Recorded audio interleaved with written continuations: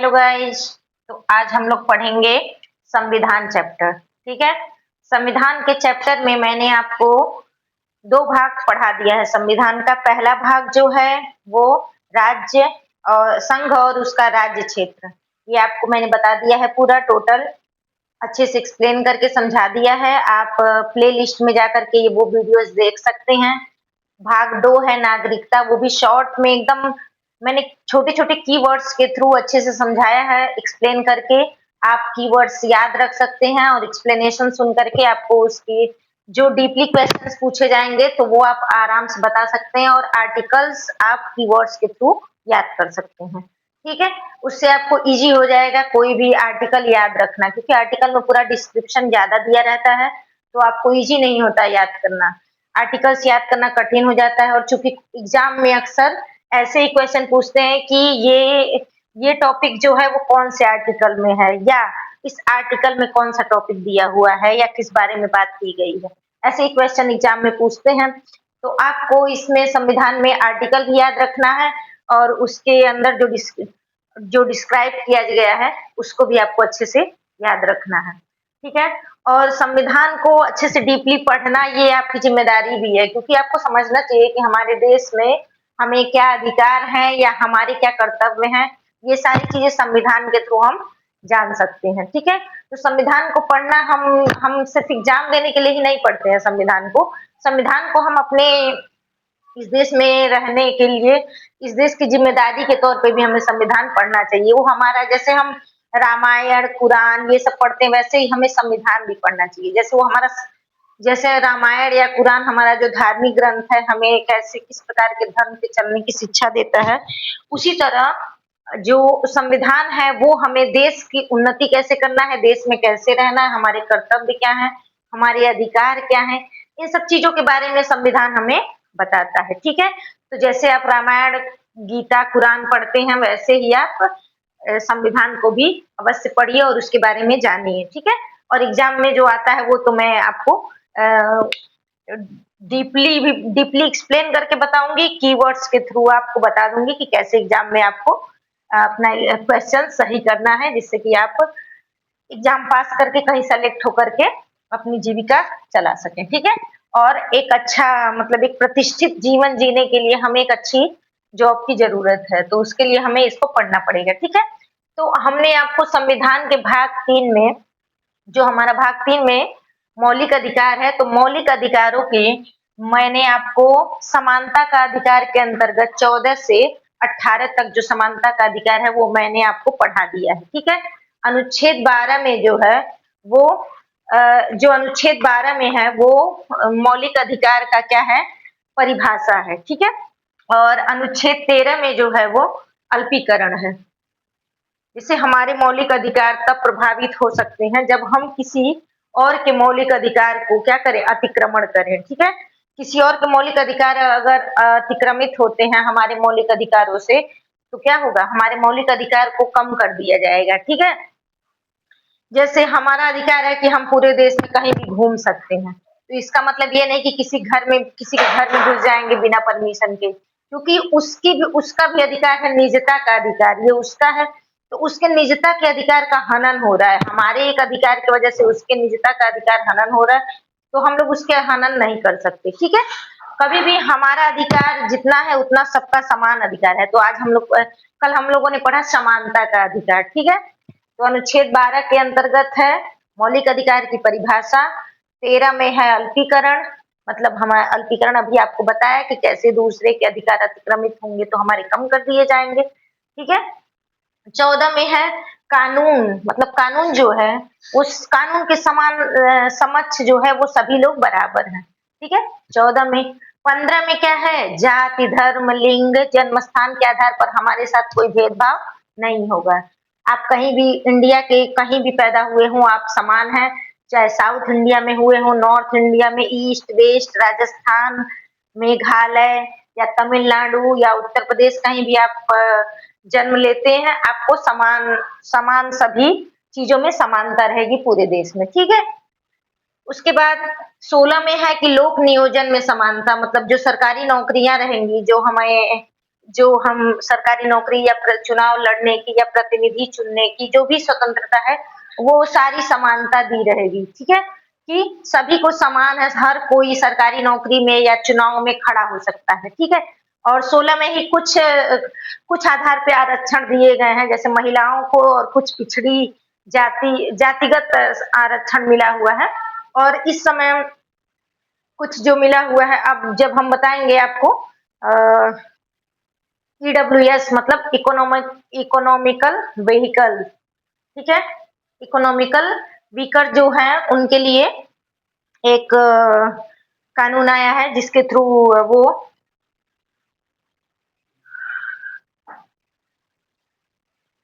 EWS के through भी जो मतलब पैसे से वीक हैं उनके लिए कुछ रिजर्वेशन मिला हुआ है, ठीक है? तो हमने समानता का अधिकार पढ़ लिया। फिर 17 में है कि छुआछूत अस्पृश्यता का अंत यानी छुआछूत का पूरा अंत कर दिया गया है। 18 में है कि सभी उपाधियों का जो भी अंग्रेजों ने उपाधि दी हुई थी किसी को भी, वो सारी उपाधियों का क्या कर दिया गया है? अंत कर दिया गया है। कोई भी उपाधि मान्य नहीं होगी, ठीक? लेकिन जो हम शिक्षा के द्वारा उपाधि प्राप्त करते हैं, जो हम अपने पुरस्कार प्राप्त करते हैं, पद्मश्री हो गया, भारत रत्न हो गया, ये सब जो भी उपाधियाँ हम प्राप्त करते हैं, वो सब हम उपाधियाँ रख सकते हैं, ठीक है? क्योंकि हम वो अपनी मेहनत से, अपने कार्यों के द्वारा वो प्राप्त करते हैं, ना कि किसी की खुशामदी के द्वारा हम उसको प्राप्त करते हैं, ठीक है? इतना समझ में आ गया? 18 तक आपको पूरा समझ में आ गया आर्टिकल्स मैंने एकदम शॉर्ट्स में एकदम अच्छे से समझा दिया। आज हम लोग पढ़ेंगे 19 से 22 तक का, ठीक है? लेकिन पहले हम पढ़ेंगे 19 में जो हमें स्वतंत्रता का अधिकार मिला हुआ है, 6 प्रकार की हमें स्वतंत्रता है, उसके बारे में हम डीपली पढ़ेंगे और जानेंगे, ठीक है? तो मूल अधिकार में 14 से 18 तक है समानता का अधिकार और ये है स्वतंत्रता का अधिकार, ठीक है? स्वतंत्रता का अधिकार जो है वो 19 से 22 तक है। आर्टिकल 19 में इसके अंतर्गत क्या है? हमें 6 प्रकार की स्वतंत्रता मिली हुई है, ठीक है? 6 प्रकार की स्वतंत्रता हमारे संविधान निर्माताओं ने हमारे देश के नागरिकों को दी है। चूँकि जब संविधान बना था तो 7 प्रकार की स्वतंत्रता थी, ठीक है? तो कौन सी स्वतंत्रता आपको हटा दी गई है वो हम आपको वीडियो में बताएँगे लास्ट में, ठीक है? सबसे पहले हमें जब अंग्रेज थे तो हमें बोलने का अधिकार नहीं था, किसी भी चीज़ पे ऑब्जेक्शन करने का अधिकार नहीं था, वो जो भी कार्य करते थे वही वही सही और वही मान्य होता था। इसलिए हमारे संविधान निर्माताओं ने नागरिकों को सबसे पहला अधिकार दिया बोलने की स्वतंत्रता, मतलब आप बोल सकते हैं।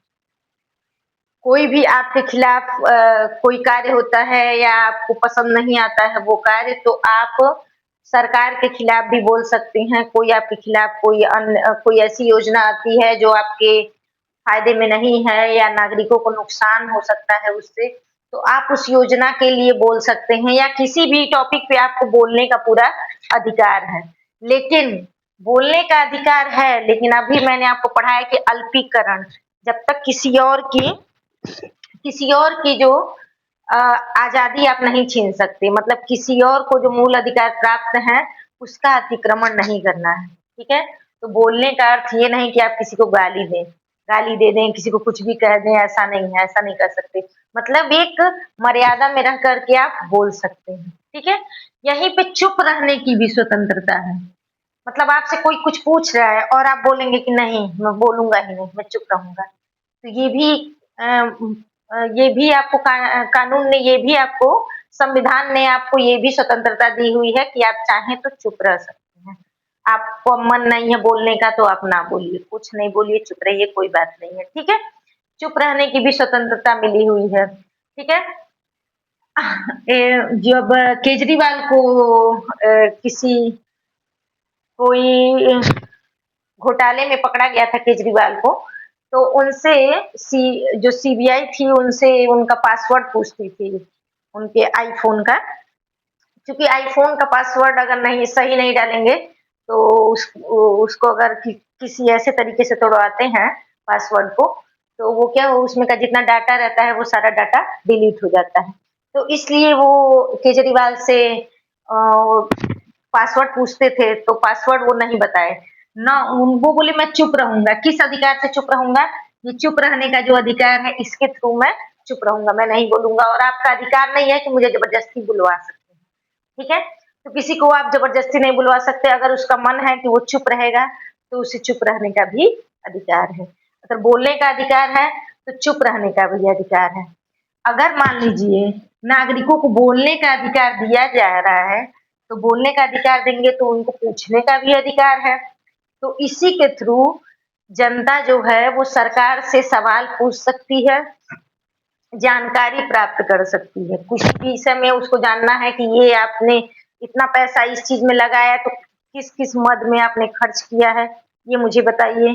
तो इसी के थ्रू कौन सी इसी में आरटीआई आया, ठीक है। इसी में आरटीआई आया था, आरटीआई एक्ट आया था 2005 में, ठीक है। तो जो बोलने या चुप रहने की स्वतंत्रता है, जो हमें बोलने की स्वतंत्रता मिली है, उसी के अंतर्गत हमें प्रश्न पूछने का भी अधिकार है। तो इसी प्रश्न पूछने के अधिकार के क्षेत्र में ये आरटीआई एक्ट आता है। मतलब हम सरकार से प्रश्न कर सकते हैं, जानकारी प्राप्त कर सकते हैं कि इस जगह पे आपने इतने रुपए लगाए तो वो पैसे कहाँ-कहाँ आपने किस-किस मद में खर्च किए, या आपने ये योजना लाई तो उस योजना का क्या हुआ। तो आरटीआई के थ्रू आप जानकारी मांग सकते हैं सरकार से, ठीक है। तो जो आर्टिकल 19 का ए है उसमें आप आरटीआई एक्ट इसी के अंतर्गत आता है। ये सबसे ज्यादा मतलब यूजफुल और पॉपुलर आर्टिकल है, ठीक है। इसमें बहुत सारी चीजें आ जाती हैं तो आपको सारी चीजें समझनी है, ठीक है। बोलने की स्वतंत्रता आपके समझ में आ गई, प्रश्न पूछने की स्वतंत्रता आपके समझ में आ गई, चुप रहने की भी स्वतंत्रता है। हाँ, किसी का विरोध करने की भी स्वतंत्रता है, ठीक है। लेकिन विरोध कैसे करेंगे? शांतिपूर्ण ढंग से करेंगे। कभी-कभी आप देखते हैं कि क्रिकेटर गेम खेलते हैं, क्रिकेट खेलते हैं तो ऐसे बाँह पे काली पट्टी लगा लेते हैं। वो क्या है? वो प्रतीक चिन्हों द्वारा क्या कर रहे हैं? विरोध प्रकट कर रहे हैं। किसी चीज का विरोध प्रकट करते हैं तो काली पट्टी लगा लेते हैं। अगर मैच होता है तो खुशी जाहिर करने के लिए, अगर मैच मैच में अच्छा हमारा परफॉर्म कर रहा है क्रिकेटर, तो हम उस खुशी को जाहिर करने के लिए क्या करते हैं? प्रतीक चिन्ह अपना तिरंगा लहराते हैं, चेहरे पे तिरंगा वगैरह जो बना लेते हैं, टोपी वगैरह ड्रेस ड्रेस तिरंगे का बना लेते हैं। ये सब जो है वो अभिव्यक्ति का हमारे माध्यम है, ठीक है। माध्यम के थ्रू हम क्या करते हैं, ये जो हमारे अभिव्यक्ति का माध्यम है, ये आर्टिकल नंबर 19 का ए में आता है। इसको एक शब्द में कह सकते हैं अभिव्यक्ति की स्वतंत्रता, ठीक है।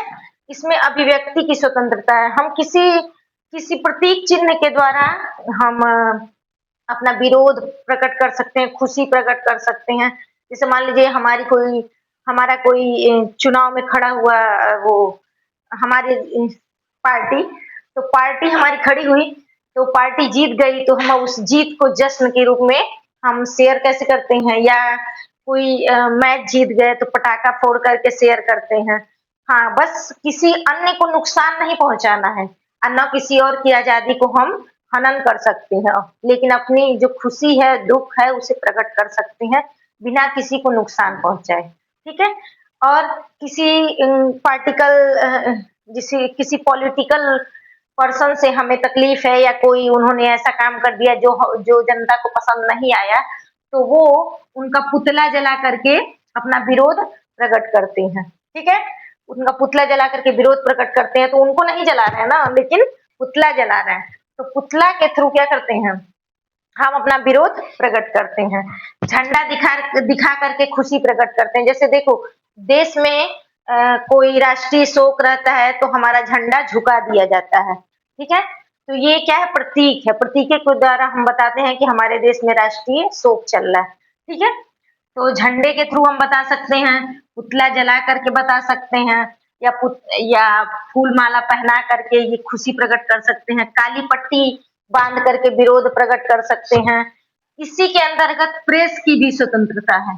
प्रेस जो हमारा किसी भी मैटर पे कोई टॉपिक उठाता है, बोलता है, या जो राजनीतिक पार्टी सत्ता सत्ता में है उसके ऊपर जो भी बोलता है, वो क्या है, प्रेस की स्वतंत्रता कैसे मिली हुई है? आर्टिकल नंबर 19 में अभिव्यक्ति की स्वतंत्रता के थ्रू मिली हुई है प्रेस की स्वतंत्रता, ठीक है? इसीलिए मैंने बोला कि 19 का जो ए है वो बहुत ही उपयोगी है आपके लिए, इसलिए आप इसको डीपली पढ़िएगा, ठीक है? हमें भाषण देने की भी स्वतंत्रता है, ठीक है? भाषण देने की स्वतंत्रता है, आप कहीं भी मंच पे आप खड़े होकर भाषण दे सकते हैं, लेकिन हम आपको बताए हैं कि भाषण आप दे सकते हैं, लेकिन शांतिपूर्ण ढंग से, ये नहीं कि आप हिंसा भड़काने के लिए भाषण दे दें कि ये ऐसे करिए, वैसे करिए, जाति पाति का भेदभाव प्रकट करके या कोई ऐसा मैटर उठा के आप हिंसा प्रकट कर दें, ऐसा नहीं करना है, ठीक है? तो कोई भी आप कार्य करेंगे, लेकिन हम आपको शुरू से बता रहे हैं कि अभिव्यक्ति की स्वतंत्रता आपको है, अभिव्यक्ति की पूरी स्वतंत्रता है, बट आप किसी को नुकसान बिना पहुंचाए, ठीक है? तो आपको ये समझ में आ गया कि हम अपनी अभिव्यक्ति कर सकते हैं। आर्टिकल नंबर 19 के ए के थ्रू अभिव्यक्ति की स्वतंत्रता है, मतलब हम अपनी बातों को अभिव्यक्त कर सकते हैं बोल करके, चुप रह करके। हमें बोलने का मन नहीं कर रहा है, हाँ, तो हम चुप रहेंगे, हम नहीं आंसर देंगे। सरकार से प्रश्न पूछने का अधिकार है, आरटीआई एक्ट 2005 के थ्रू ये एक्ट आया था। तो बोलने की स्वतंत्रता, चुप रहने की स्वतंत्रता, सरकार से प्रश्न पूछने की स्वतंत्रता, प्रेस की स्वतंत्रता, भाषण देने की स्वतंत्रता, प्रतीक चिन्हों द्वारा अपनी भावना अभिव्यक्त करने की स्वतंत्रता, काली पट्टी या पुतला जला करके विरोध करने की स्वतंत्रता, ये सारी स्वतंत्रता हमें आर्टिकल 19 के ए में प्राप्त है, ठीक है? समझ में आ गया? इसके अंतर्गत आपको सभी प्रकार की जो भी अभिव्यक्ति आप करना चाहते हैं, उस प्रकार की स्वतंत्रता आपको प्राप्त होती है, ठीक है? आर्टिकल नंबर 2 में क्या है? कहीं भी सभा करने की स्वतंत्रता है, आप कहीं भी सभा कर सकते हैं, ठीक है? कहीं भी आप सभा कर सकते हैं शांतिपूर्ण ढंग से, कहीं भी आप सभा, एक सभा 10 लोगों को जुटा करके आप कोई अभिव्यक्ति कर रहे हैं, तो वो कर सकते हैं। जैसे जो बाबा लोग प्रवचन करते हैं, वो एक तरह से इसी स्वतंत्रता के अंतर्गत उनको परमिशन मिली हुई है कि वो जनता को जुटा करके अपनी सभा या अभिव्यक्ति कर सकते हैं, अपने धार्मिक प्रवचन कर सकते हैं, या कोई अन्य पार्ट पॉलिटिकल पॉइंट रखना है तो रख सकते हैं। इसी के थ्रू नेता लोग भी अपने जो चुनाव का प्रचार प्रसार करते हैं, किसके थ्रू? सभा करने की स्वतंत्रता के थ्रू, बट वो शांतिपूर्ण होना चाहिए, वहां कोई भी हथियार प्रबंध नहीं होना चाहिए, ठीक है? जैसे अभी किसान आंदोलन था, तो किसान आंदोलन, अगर कोई भी सभा करने की स्वतंत्रता है, बट अगर कोई भी आंदोलन में अगर सशस्त्र विद्रोह हो जाता है, अगर वहाँ हथियारों का उपयोग हो जाता है, तो सरकार उस विद्रोह को कुचलने का सरकार को पूरा अधिकार हो जाता है। इसीलिए अगर आपको सरकार से कोई बात अपनी मनवानी है, तो आप शांतिपूर्ण ढंग से आप क्या करेंगे? सभा करेंगे, ठीक है? तभी सरकार आपकी बात को सुनेगी, ठीक है? शांतिपूर्ण ढंग से कुछ भी करना है। हाँ, इसके अंतर्गत हड़ताल नहीं आता है, आप हड़ताल नहीं कर सकते। जैसे मिल के मजदूर लोग हैं, हड़ताल कर देते हैं, तो इसमें हड़ताल की स्वतंत्रता नहीं मिली हुई है कि सभा करके हम हड़ताल कर देंगे, तो हड़ताल करने की स्वतंत्रता प्राप्त नहीं है, ठीक है? अभिव्यक्ति की स्वतंत्रता, सभा करने की स्वतंत्रता, उसके बाद संगठन या कोई पार्टी बनाने की भी स्वतंत्रता है आपको। आप कोई एक संगठन बना सकते हैं या पार्टी बना सकते हैं, उसके थ्रू आप कोई भी कार्य कर सकते हैं, ठीक है? जैसे कोई आप देखते होंगे, एक कोई समागम होता है राधा स्वामी का या ब्रह्म कुमारी का, या कई प्रकार का है इस तरह का, या कोई कोई पॉलिटिकल पार्टीज हुई, ये सब जो पार्टीज हैं, ये संगठन या पार्टी बनाने की पूरी स्वतंत्रता है। आप चाहें तो किसी भी नाम से आप 20 लोगों की पार्टी बना सकते हैं, ठीक है? जैसे एक पार्टी बनाएंगे कि वाणी संगठन या वाणी की पार्टी, तो ये बनाया जा सकता है। संगठन या पार्टी बनाने की हमें स्वतंत्रता है। जैसे मैंने अभी एक अपना छोटा सा परिवार बनाया है, वैसे ही आप भी चाहें कोई भी परिवार, कोई भी पार्टी बना सकते हैं, ठीक है? तो देश में कहीं भी घूमने की आपको संगठन या पार्टी बनाने की स्वतंत्रता है आपको। आप संगठन बना सकते हैं, पार्टी बना सकते हैं, कोई भी नाम रख सकते हैं, लेकिन किसी अन्य का नाम लेकर के नहीं रख सकते, ठीक है। कोई पार्टी बनाइए तो एक यूनिक सा नाम ढूंढिए और यूनिक सा नाम रखिए, ठीक है। उसके बाद है देश में कहीं भी घूमने की आपको स्वतंत्रता है, ठीक है। कहीं भी आप, ठीक है, तो कोई भी संगठन या कोई पार्टी बना सकते हैं, ठीक है। देश में कहीं भी घूमने की आपको स्वतंत्रता है। पूरे इंडिया में north, east, west, north, south कहीं भी आप घूम सकते हैं जहाँ चाहें। आप पिकनिक मनाने ऊटी, मसूरी, गोवा, जम्मू कश्मीर या गुलमर्ग कहीं भी जा सकते हैं। बट घूमने की आपको स्वतंत्रता है, बट कहीं भी रिस्ट्रिक्टेड एरिया जो है उसे छोड़ करके जाना, वहां नहीं जा सकते। अगर सरकार किसी रीजन से, किसी खुफिया रीजन से या किसी डेंजरस रीजन से, कहीं ऐसी जगह है जहाँ डेंजरस है, वहां जनता का जाना नुकसानदेह हो सकता है, तो सरकार उसके लिए मना कर सकती है। उसके लिए आप ये नहीं बोलेंगे कि हमें तो स्वतंत्रता मिली हुई है देश में कहीं भी घूमने की, तो उन उत्तराखंड में लैंडस्लाइड आया हुआ है और आप घूमने चले जाएं कि मेरे को तो स्वतंत्रता मिली हुई है घूमने की, अब मैं तो कहीं भी घूमूंगा चाहे लैंडस्लाइड आए चाहे कुछ भी आए। तो इसके लिए क्या होगा, ये सरकार जो मना की रहेगी तो ये वहां आपको पकड़ लिया जाएगा और ठीक है जेल में डाल दिया जाएगा, क्योंकि आप इस जो आपको पहले ही 13 में आपको समझा दिया गया है, ठीक है। अल्पीकरण के द्वारा पहले ही आपको बता दिया गया है कि आपके जो मिले हुए अधिकार वो कुछ स्थिति में अल्प कर दिए जाएंगे, ठीक है। तो रिस्ट्रिक्टेड एरिया को छोड़ करके आपको घूमना है। कोई ऐसे एरिया में नहीं जाए जहाँ मान लीजिए कोई आर्मी का कोई हथियार रखा हुआ है या आर्मी का कोई एक्सरसाइज चल रहा है या कुछ ऐसा चल रहा है जिसकी वजह से हमारे देश की सुरक्षा को खतरा हो सकता है, तो आप कहेंगे कि हमें यहाँ पे घूमने की स्वतंत्रता है, हम तो घूमेंगे। तो ऐसा नहीं होता है, ठीक है। तो जो रिस्ट्रिक्टेड एरिया है वहां आप छोड़ करके आप देश में कहीं भी घूम सकते हैं, ऊटी, मसूरी, गोवा जहाँ चाहिए घूमिए, ठीक है। तो देश में कहीं भी बसने की आपको स्वतंत्रता है। पूरे इंडिया में मुंबई में जमीन खरीद के बसिए, गुजरात में जमीन खरीद के बसिए, मेघालय जाइए, साउथ इंडिया जाइए, कहीं भी आप जाइए जमीन खरीद के बसिए, अच्छा सा सुंदर सा घर बनवाइए और उस घर में आराम से रहिए, कोई आपको रोकने टोकने नहीं आएगा। तो देश में कहीं भी आप बस सकते हैं, जहाँ चाहे वहां, ठीक है। उसके बाद आपको व्यवसाय करने की या कमाने की भी स्वतंत्रता है। आप जहाँ चाहे, अगर आपको कमाना है तो आप मुंबई जाके कमाइए, दिल्ली जाकर के कमाइए, चंडीगढ़ जाके कमाइए, पंजाब जाके कमाइए, कहीं भी आप पूरे इंडिया में कहीं भी आप घूम करके आपको कमाने की आजादी है। कहीं भी आप पैसा कमा सकते हैं, अपना व्यवसाय खोल सकते हैं, अपना बिजनेस खोल करके आगे बढ़ सकते हैं। बहुत से यूपी के लोग, बिहार के लोग गुजरात और महाराष्ट्र में जाके बड़े से बड़ा बिजनेस खोल करके और बहुत फेमस अमीर सेठ लोग हो गए हैं। तो इसी के थ्रू उन्हें ये स्वतंत्रता है कि वो इंडिया में कहीं भी जा करके व्यवसाय कर सकते हैं या कमाने की उन्हें स्वतंत्रता है, ठीक है। उसके बाद जो हमने कहा था आपसे कि जो संपत्ति 7 प्रकार की स्वतंत्रता हमारे संविधान निर्माताओं ने हमें दी थी, ठीक है। लेकिन 7 प्रकार की स्वतंत्रता में 6 ही इस समय हमें प्राप्त है, ठीक है। क्योंकि जब हमारा देश आजाद हुआ तो संपत्ति का अधिकार भी जनता को मिला हुआ था। तो जब हमारे देश में डेवलपमेंट होता था, तो चूंकि वो मूल अधिकार था, संपत्ति का अधिकार जो था वो मूल अधिकार था, तो इसे तो कोई छीन नहीं सकता, किसी को भी अधिकार ही नहीं है।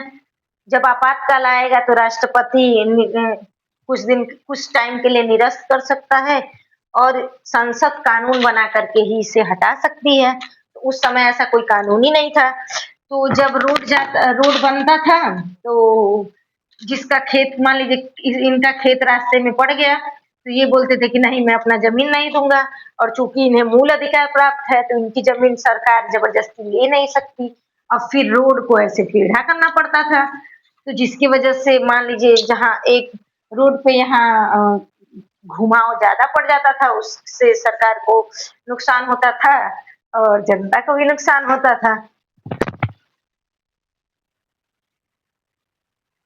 तो संपत्ति की स्वतंत्रता आपको बताए थे कि छह प्रकार जब संविधान लागू हुआ था तो उस समय 7 प्रकार की स्वतंत्रता थी। तो 7वीं स्वतंत्रता जो थी, 7वीं जो थी संपत्ति का अधिकार था, ठीक है? संपत्ति का अधिकार था। तो जैसे कि मैंने बताया कि जब अब मान लीजिए सरकार कोई डेवलपमेंट का काम करती थी, तो उसके लिए ज़मीन की ज़रूरत पड़ती थी। तो ज़मीन की ज़रूरत पड़ती थी तो सरकार इनसे ज़मीन लेने के लिए बोलती थी। तो किसान जो थे वो ज़मीन लेने के लिए तैयार ही नहीं होते थे। चूँकि उनके पास संपत्ति का अधिकार था तो वो सीधे कोर्ट पहुँच जाते थे। अब इससे सरकार को बहुत समस्या होने लगी, कोई भी डेवलपमेंट का कार्य ही नहीं हो पाता था। तो इसलिए सरकार ने एक कानून लाया, जो कानून था 44 कॉन्स्टिट्यूशनल अमेंडमेंट मतलब 44वां संविधान संशोधन 1976 में 1976 में एक कानून लाया 44वां संविधान संशोधन। इसके द्वारा संसद ने संपत्ति के अधिकार को क्या कर दिया? मौलिक अधिकार से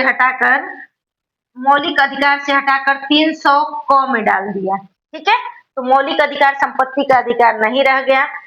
तो ये जब मौलिक अधिकार हट गया तो सरकार किसी से भी ये जो उसकी ज़मीन है, वो आसानी से उसको उस ज़मीन का मुआवजा दे करके आसानी से ज़मीन ले सकती है और वहाँ डेवलपमेंट का कार्य कर सकती है। तो इसीलिए संपत्ति के अधिकार को मूल अधिकार से हटा दिया गया।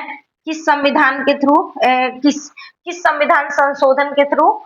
44वें संविधान संशोधन 1976 के थ्रू, ठीक है? और उसे कहाँ डाल दिया गया? 300 क में। ये एग्जाम में आपके क्वेश्चन बनता है कि कौन से संविधान संशोधन के द्वारा संपत्ति का अधिकार जो था वो हटाया गया, ठीक है? संपत्ति का अधिकार जो था वो किस संविधान संशोधन द्वारा हटाया गया था? तो आप बताएंगे कि 44वां 44 कॉन्स्टिट्यूशनल अमेंडमेंट 1976, ठीक है? 44वां संविधान संशोधन 1976 में जो इसको 300 क में डाल दिया गया है, ठीक है? अब यह निरसित हो गया है, ठीक? इतना समझ में आ गया आपको? तो आप बताएंगे मूल अधिकार समझ में आ गया। मूल अधिकार में 19वां में है, 19 में 6 प्रकार की स्वतंत्रता हमें मिली हुई है। अभिव्यक्ति की स्वतंत्रता, बोलने की स्वतंत्रता या अभिव्यक्ति की स्वतंत्रता, सभा करने की स्वतंत्रता, संगठन बनाने की स्वतंत्रता, घूमने की स्वतंत्रता, देश में कहीं भी बसने की स्वतंत्रता, कहीं भी व्यवसाय करने की स्वतंत्रता, ठीक है? 6 प्रकार की स्वतंत्रता आपको मिली है और ये 6 प्रकार की स्वतंत्रता को अच्छे से आप लोग पढ़ेंगे और जान जाएंगे कि ये स्वतंत्रता हमें मिली हुई है और हम आराम से इस स्वतंत्रता को प्राप्त करके अपना जीवन चलाएंगे, ठीक है? समझ में आ गया? ठीक, थैंक यू। आज की क्लास के अंतर्गत आपसे आज का सवाल है, सबसे पहले आप बताएंगे कि भारत रत्न सबसे पहले किसको मिला था? इंडिया के कौन से ऐसे व्यक्ति थे जिन्हें भारत रत्न सबसे पहले दिया गया था? ठीक है, ये क्वेश्चन आप लोग बताएंगे, ठीक है? और अच्छे से रहेंगे। Well done, bye bye, thank you.